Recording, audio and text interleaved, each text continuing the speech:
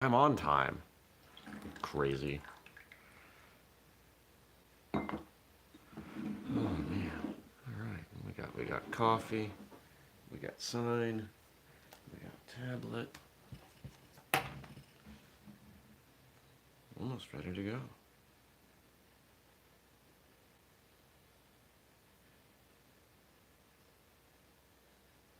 Boom. All right. Good morning, everybody, and welcome. Today is Thursday, August 1st. It's already August 2019. My name is Jeremy, and this right here is my first cup of coffee.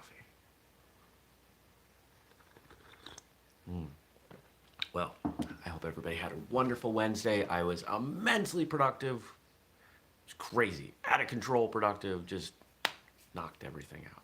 Bam. Don't hit your head. Don't hit like that. That would be bad. There. Just bam. Okay. It's a martial arts show. I have to care about these things, right? um, yeah. Yeah, just managed to plow through. Uh, Somebody no-showed at one of my meetings. I hate when that happens.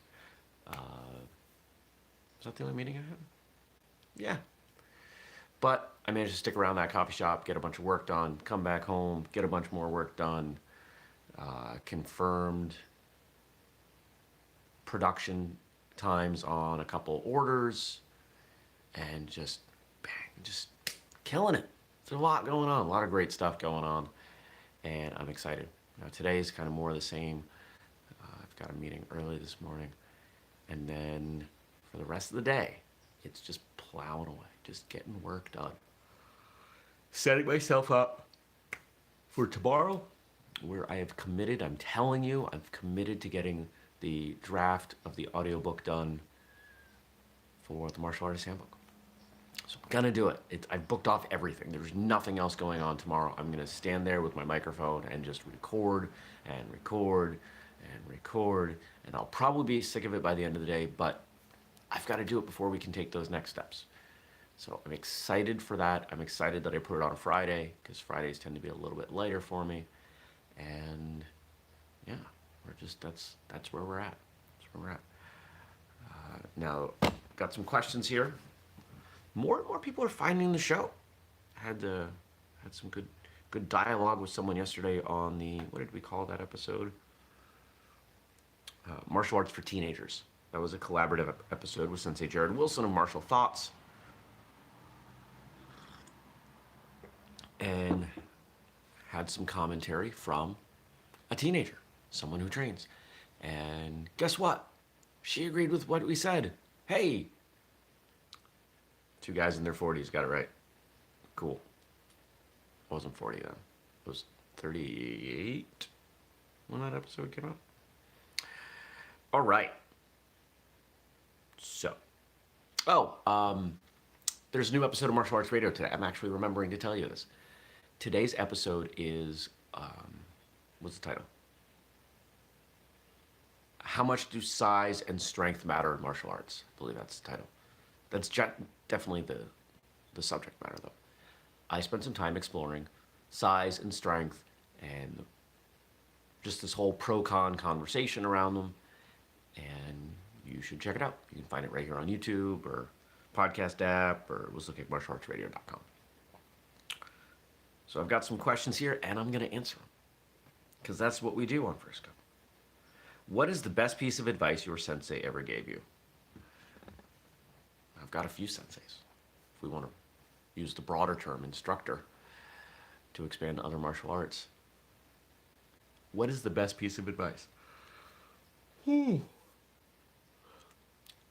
is a great question. I can say confidently that I've received a lot of great advice. But admittedly, I can't remember any specific conversations right now. So let me take a moment, drink some coffee, and while I sip this coffee,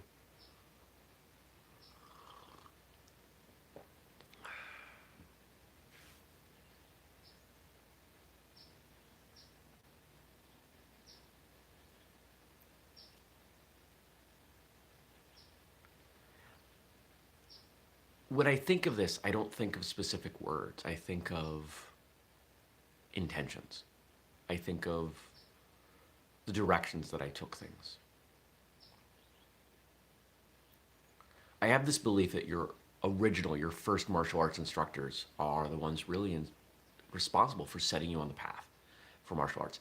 That if they get it right, and if you're a good fit for them, can't put it all on them, that you will likely stick with martial arts in some capacity for a very long time. If not, it'll probably be a short-term experiment.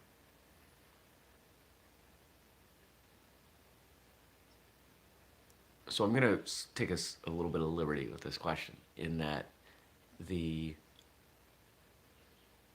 path I was placed on, or shown rather, when I was young about martial arts, I never had any question that it was something I could do for the rest of my life. And it's something I've done since. It's something I've done for a long time, since I was 4. That's a long time, man. And I owe that to them. So the advice wasn't so much words, but modeling of behavior. The way they showed martial arts could be part of your life and benefit your life and benefit the lives of others. I think we'll go with that. That was the advice, if you'll permit me to call it that. What is the best piece of advice a guest on Whistlekick Martial Arts Radio has given you?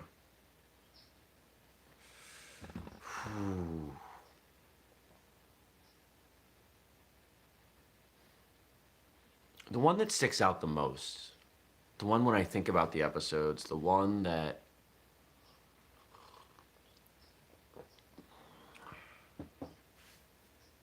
is the most ingrained,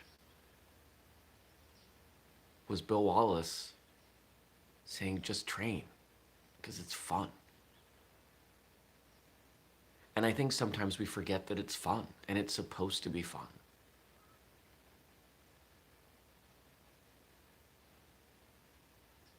And if you focus on having fun, you'll learn and you'll get better.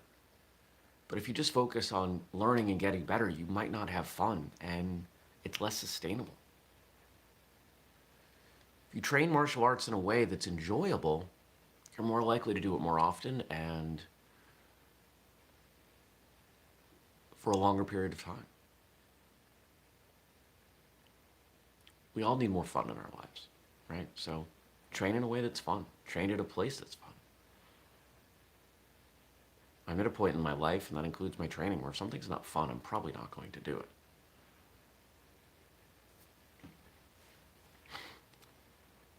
And then the final question. Don't forget, you can ask your questions. Drop them below. I need more questions.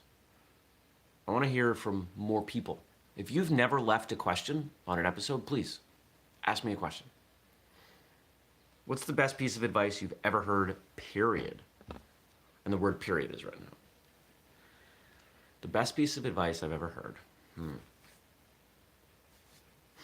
Give me a minute.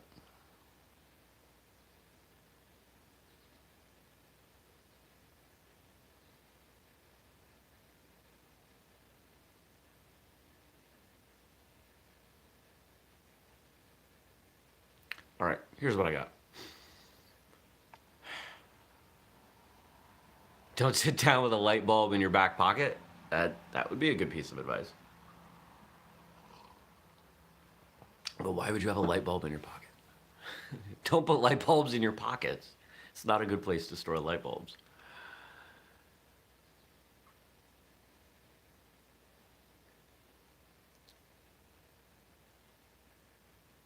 The best piece of advice almost isn't advice, but it's advice. And I'll explain why this has been so important for me. I once heard someone say that the job of a parent is not to raise a child, it's to raise an adult. And that struck me pretty hard. A lot of people don't know my childhood wasn't easy. People that know me well know my childhood wasn't easy. And I don't have a great relationship with either of my parents.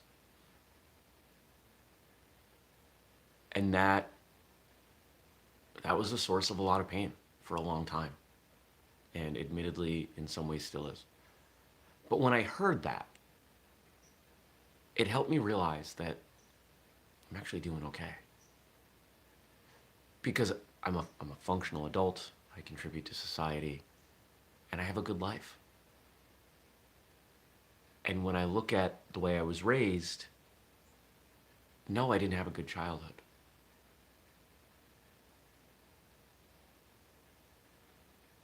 But I was still raised in such a way that my adult life has been quite good.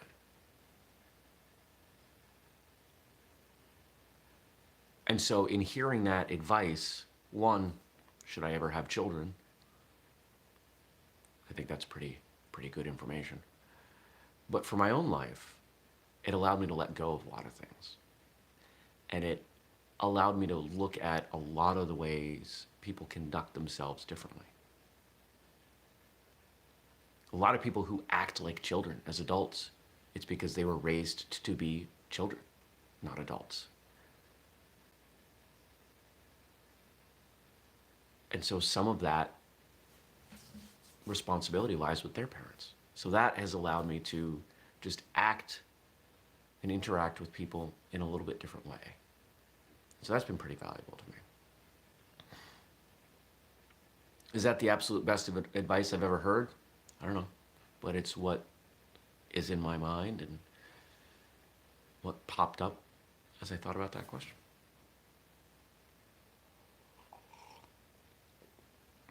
So, all right. So here's what we're going to do now. I'm going to give you your homework in a moment.